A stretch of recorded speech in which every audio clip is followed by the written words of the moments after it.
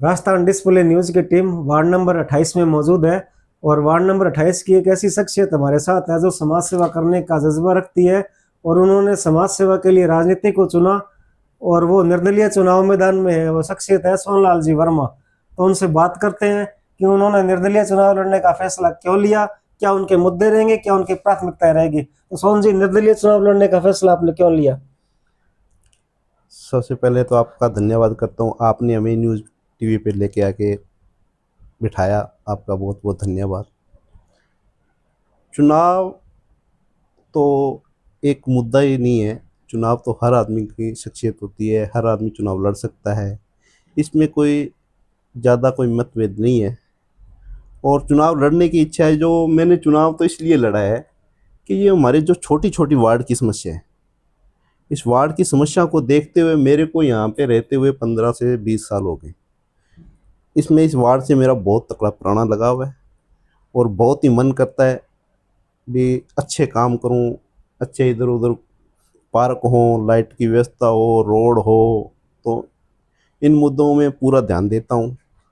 और सबसे बड़ी समस्या ये है कि हमारी महिलाएं, माताएं, बहनें, इनको बहुत परेशानी होती है। एक मंदिर की व्यवस्था तक नहीं है यहाँ। 5 सालों से मैं देख रहा हूँ इस वार्ड की महिलाएं सड़क के उस पार मेगा हाईवे से सुबह सुबह बहुत ज़्यादा ट्रैफिक रहता है, तो सुबह सुबह पूजा पाठ का टाइम होता है, तो सभी महिलाएं मंदिर के सड़क के उस पार जाती है मंदिर में। तो बहुत ही ज़्यादा रिस्की काम है। तो इसलिए मैं ये मुद्दा सबसे अहम रहेगा कि मेरी माताएं बहनों के लिए मंदिर बनाएं। और फिर ये अभी तो वार्ड बहुत बड़ा हो गया, तो इसमें बहुत सी कमियां आ रही हैं। तो रोडें टूटी हुई हैं, स्ट्रीट लाइट नहीं है, कहीं पे लाइटें नहीं हैं। Fatehgarh road main highway road हुई है, तो रात को 10 बजे तक, 10-11 तक यहाँ पे व्हीकल चलते रहते हैं, तो यहाँ पे लाइट की व्यवस्था नहीं होती है। दूधवाड़ कॉलोनी है, जवाहर नगर है, हमारे में ये खंडा साहब चौक हैं, भैरव सिंह फुहार नगर है, इन सभी में सड़कें टूटी हुई हैं, लाइट के कट बहुत लगते हैं। तो इन मुद्दों को सभी को देखते हुए तो ये मैंने चुनाव लड़ने का निर्णय लिया। आपने जो अपने मुद्दे बताए, इसके अलावा दो मुद्दे और भी प्राथमिकता से सामने आ रहे हैं। जैसे एक तो महिला सुरक्षा की बात आती है, तो उसके लिए आपका क्या प्रयास रहेगा? महिला सुरक्षा है, चोरियां हैं, नशेड़ी बहुत ज़्यादा हो गए। तो चोरियों के लिए हमने क्या करना चाहिए, हम ना, हमारा एक मुद्दा रहेगा कि जो चोरी का प्रकरण सबसे ज़्यादा शहर में चल रहा है, इस मुद्दे में हमने ये विचार किया कि अभी अब जब भी हम चुनाव जीत के जाएंगे, सबसे पहला मुद्दा रहेगा हमारा सीसीटीवी कैमरे लगाने का। हर वार्ड में, हर मोहल्ले में हमारा वार्ड एक ऐसा सुरक्षित वार्ड बनाएंगे कि जिसमें नंबर 1 में हनुमानगढ़ में हमारा वार्ड आए 28 नंबर।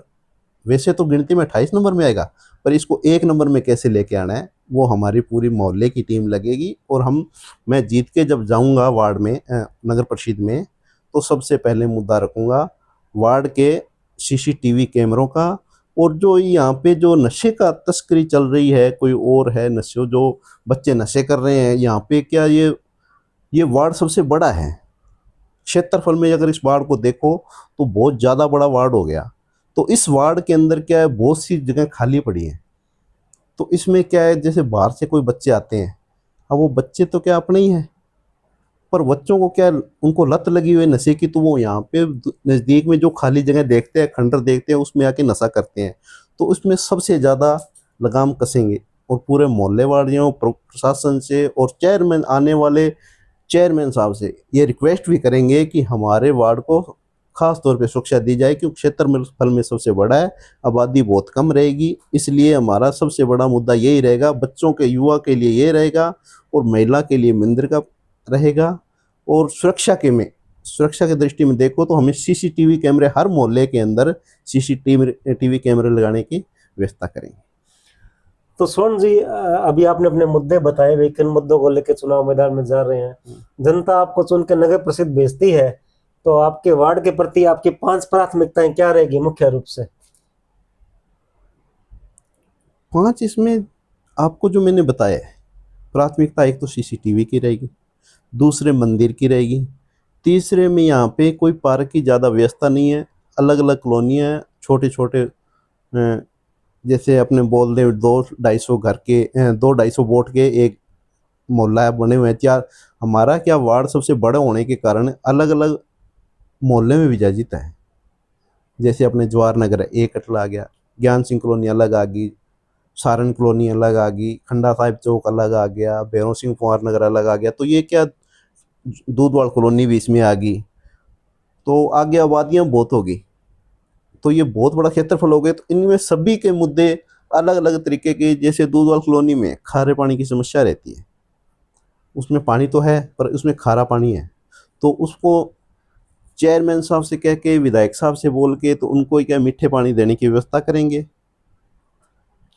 जवाहर नगर में जो सड़कें टूटी हुई हैं उनका भी मुद्दा रखेंगे, उनका भी मुद्दा आगे लेके उठा के लेके जाएंगे और उनको ज़्यादा से ज़्यादा प्रयास रहेगा भी उनके वो सड़क बनवा के देंगे। तो ये सोन जी थे जो वार्ड नंबर 28 से निर्दलीय चुनाव मैदान में है और सवालों का जवाब बड़े बेबाक अंदाज में दे रहे थे। और इनका साफ कहना है कि जनता मौका देती है तो ये वार्डवासियों की सेवा करेंगे, लेकिन ये तो आने वाली चुनाव की तारीख बताएगी कि जनता किसको चुनकर नगर परिषद भेजती है। Naresh Pareek, Rajasthan display news, Hanumangarh.